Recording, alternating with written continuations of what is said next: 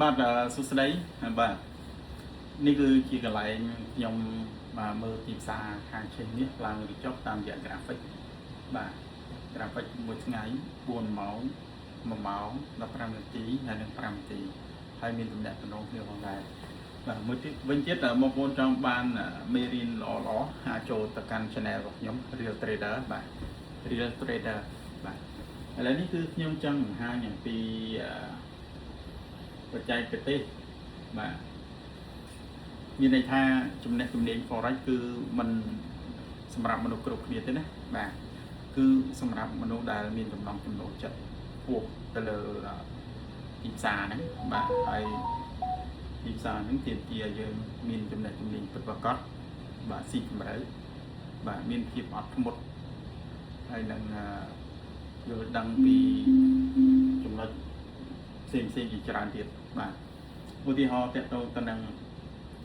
ការវិភាគ graphic នេះបាទទាំងអស់នេះគឺជា graphic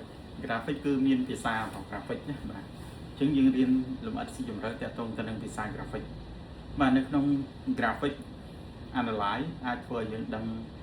អំពីហាងឆេងអតីតកាលបច្ចុប្បន្នហើយយើងព្យាករណ៍ថាវានឹងទៅណាណា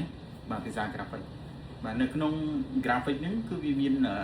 structure របស់វាទម្រង់របស់វាបាទវាមានលំហូរបាទលំហូរឡើងលំហូរចុះលំហូរស្មើដែលភាសាអង់គ្លេសគេហៅថា up trend down trend ហើយនិង consolidation trend ហើយនៅក្នុងលំហូរនីមួយហ្នឹងគឺចែកចេញជារលកស្របនឹងលំហូររលកជារលកវែងរលកខ្លីបាទគឺរលកផ្ទុយពីលំហូរបាទអញ្ចឹងភាសាអង់គ្លេសគេហៅថា impulse wave ហើយនិង corrective wave បាទបន្ទាប់ពីការបដូរលំហូរពីមួយទៅមួយគេហៅថា break up បាទមានន័យថាបដូរលំហូរពីចុះទៅឡើង break up បាទពីឡើងមកចុះ break down បាទហើយនៅក្នុងរលកនីមួយបាទរលកខ្លីរលកវែងហ្នឹងវាមានជើងទៀន candlestick វាមាន candlestick ឡើង up trend candlestick ឡើង bullish candlestick ហើយនិង candlestick ចុះ bearish candlestick ទំនាក់ទំនងពី candlestick មួយទៅ candlestick មួយគេហៅថា price action បាទនៅក្នុង price action បាទនៅក្នុង price action ហ្នឹងវាមានទម្រង់ច្រើនបាទបើសិនជាយើងយក FVG យកមករៀនបាទ FVG នៅក្នុង FVG វាជា price action ល្អដែលយើងអាចរៀនលម្អិតស៊ីជម្រៅតកតងទៅនឹង break bound នៃទំនាក់ទំនង candlestick មួយទៅ candlestick មួយឧទាហរណ៍ candlestick 4ម៉ោងទំនាក់ទំនងមួយ candlestick 4ម៉ោងអតីតកាលវាមាន break bound ហើយនឹង sideways អញ្ចឹងណាបាទអញ្ចឹងទាំងអស់ហ្នឹងគឺមាននៅក្នុងធីមខ្ញុំបាទខ្ញុំមានបរិញ្ញាលក្ខណៈជាបុគ្គលបាទលក្ខណៈជាក្រុមគឺអត់បរិញ្ញាទេព្រោះថាក្រុមមានតែក្រុម trade ណាក្រុមទិញលក់ហាងឆេងក្នុង group រួមអញ្ចឹងទៅយើងអាចចូល group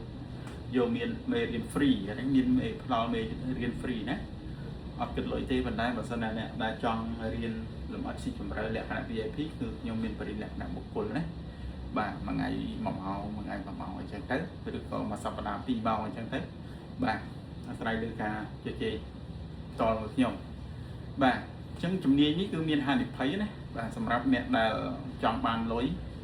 ពីវិស័យហ្នឹងប៉ុន្តែខ្លួនឯងអត់ចេះបាទមានច្រើនគ្នា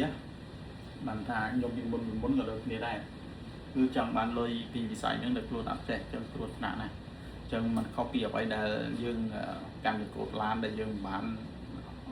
រៀនហើយយើងអត់មានបទពិសោធន៍ទេគ្រោះថ្នាក់ណាដូចយើងរៀនជិះកង់ដំបូងអញ្ចឹងបាទអញ្ចឹងវិស័យនេះមានហានិភ័យខ្ពស់សម្រាប់អ្នកអត់ចេះហើយវិស័យនេះគឺជាវិស័យស្របច្បាប់ណាបាទវិស័យស្របច្បាប់នៅក្នុងទីផ្សារអន្តរជាតិបាទនៅក្នុងស្រុកយើងមាននិយត្តករកម្ពុជាហើយមានក្រុមហ៊ុនច្រើនដែលមានអាជ្ញាប័ណ្ណបាទក្រៅស្រុកគឺមានក្រុមហ៊ុនអន្តរជាតិ Global Broker ផ្សេងបាទហើយតកតងទៅនឹង broker ក៏យើងជ្រើសរើសដែរនៅពេលដែលយើងចេះជំនាញនេះ forex ហ្នឹងបាទយើងត្រូវរើស broker តកតងទៅនឹងតាម broker ហ្នឹងគឺលក្ខណៈខ្នាតអន្តរជាតិឬយ៉ាងណាហើយបច្ចេកទេស deposit withdraw លុយបាទហើយគេឈ្មោះកម្រិតណាហើយ spread ប្រមាណ leverage ប្រមាណបាទអញ្ចឹងយើងត្រូវសិក្សាស៊ីជម្រៅទៅលើចំណុចទាំងអស់ហ្នឹងហើយចំណុចទាំងអស់ហ្នឹងគឺខាងខ្ញុំគឺដឹងច្បាស់មកស៊ីជម្រៅ broker ណាល្អឬមិនល្អគឺដឹងណាបាទអញ្ចឹង broker ខ្លះគឺអ អត់ទៅល្អតាមរយៈយើងបើកអ្នកណៃផ្ទាល់យើងតេស្តមើល margin free margin equity អញ្ចឹងទៅបាទអញ្ចឹងយើងដឹងស៊ីជម្រៅណាអូខេអញ្ចឹងមានតែប៉ុណ្្នឹងទេឥឡូវចង់ចែកម្លែកតែប៉ុណ្្នឹងទេហើយនឹងជួបខ្ញុំជាបន្តទៀតទាក់ទងនឹងវីដេអូក្រោយៗហើយខ្ញុំនឹងធ្វើ